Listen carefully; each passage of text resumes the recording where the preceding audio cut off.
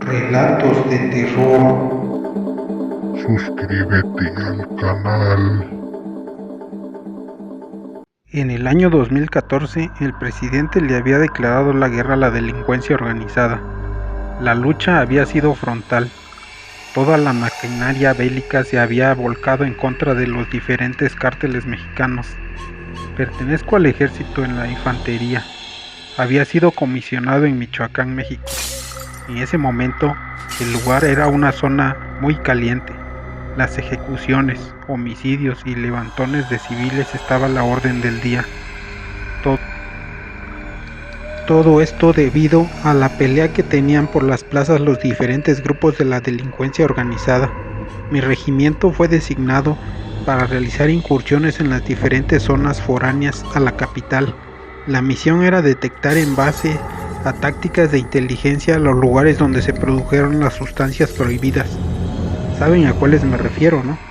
Lo cierto es que nuestro ingreso a los municipios alejados nos permitió capturar a civiles armados con los cuales tuvimos enfrentamientos. También tuvimos resultados exitosos en búsqueda y exterminio de plantíos de hierba mala. Nuestros mandos estaban conscientes del peligro de incursionar en zonas despobladas y peligrosas. El peligro se detectaba en el aire y estábamos conscientes que en cualquier momento saltaría la liebre, es decir, que a cualquier hora nos saldrían los maleantes y un enfrentamiento se desataría. Para eso, nuestros fusiles ya llevaban tiro arriba, con el seguro puesto, claro.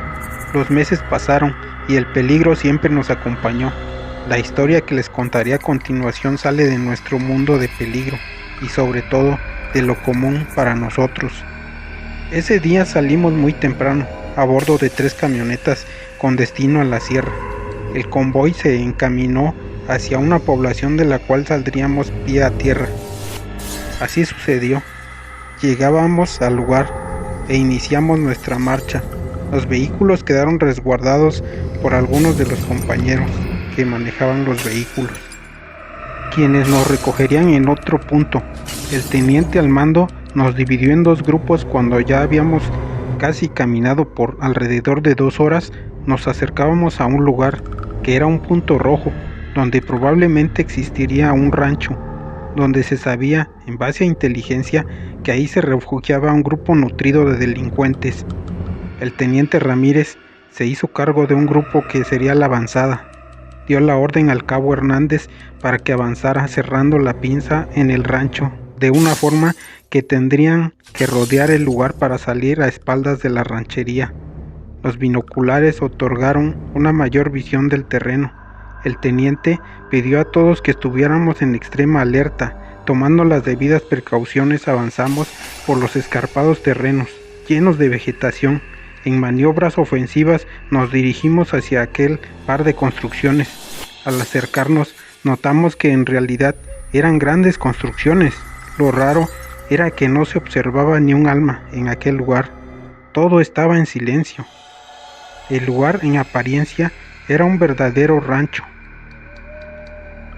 Algunos animales de granja, como gallinas y patos, caminaban en el patio del lugar. Ya estábamos a 20 metros del lugar. Con toda la precaución, realizamos una maniobra ofensiva y llegamos hasta el lugar. Para ese momento, el cabo y sus hombres hacían lo mismo por la parte trasera del lugar. La maniobra envolvente había resultado. El teniente y 2 más se dirigieron a la casa. Uno de ellos abrió la puerta de una patada y el ingreso se dio en segundos. El cabo y otros más ingresaron a otro de los cuartos. El lugar estaba limpio, no había nadie. Todo estaba en orden. Solo pude percatarme de un fuerte olor entre a hierbas e incienso. Lo mismo percibieron todos, porque a los pocos instantes todos buscábamos de dónde provenía aquel olor. En el patio, casi a la esquina del terreno, yacían varias pequeñas hogueras, donde ardían ramas de diferentes hierbas y copal, lo cual se nos hizo totalmente raro. Cuando andábamos en el patio, aún pudimos ver cómo la manada de patos y gallinas se dispersaban por el lugar intentando huir hacia el cerro. Estábamos estupefactos viendo cómo aquellos animales corrían a todo lo que daba, como si nos tuvieran miedo. Así permanecimos por unos segundos, cuando un fuerte ruido de hélices de un helicóptero nos sacó del trance en que estábamos. El general asomaba por una ventana y nos gritaba: Síganlos, síganlos, no los dejen escapar. Casi no se escuchaba lo que decía. Pensamos que bromeaba, pero a medida que el aparato bajaba sobre el predio, logramos escuchar con más claridad lo que nos decía. Él dijo, en un tono colérico: ¿Por qué los dejaron ir? ¿Acaso los compraron? Teniente, repórtese. Hasta donde estaba el capitán maldiciendo se acercó el teniente, quien mostraba una cara descompuesta por el asombro. Le dijo al capitán: Sin novedad, mi capitán. Aquel no dijo nada, solo alcanzó a decir: ¿Por qué los dejaron escapar? En sus barbas se fueron, teniente. Esto no se quedará así. Ya lo veo en la corte marcial, a usted y a todos. Para ese momento, casi la mayoría de los que participamos en el operativo le decíamos que el lugar estaba solo, abandonado, y que ya habíamos registrado sin encontrar nada.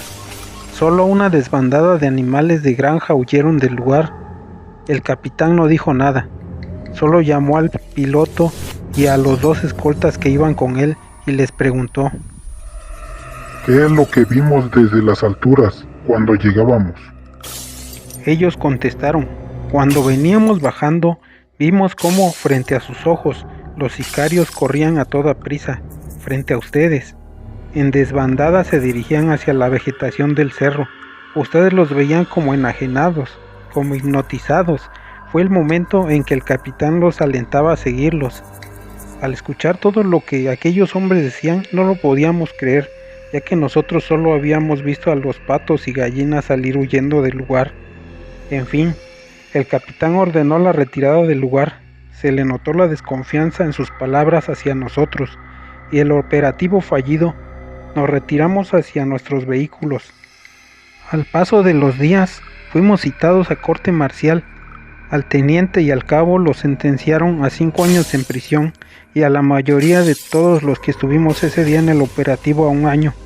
Después de cumplir con nuestra sentencia, disolvieron al grupo y nos mandaron a diferentes batallones en otras partes de la República.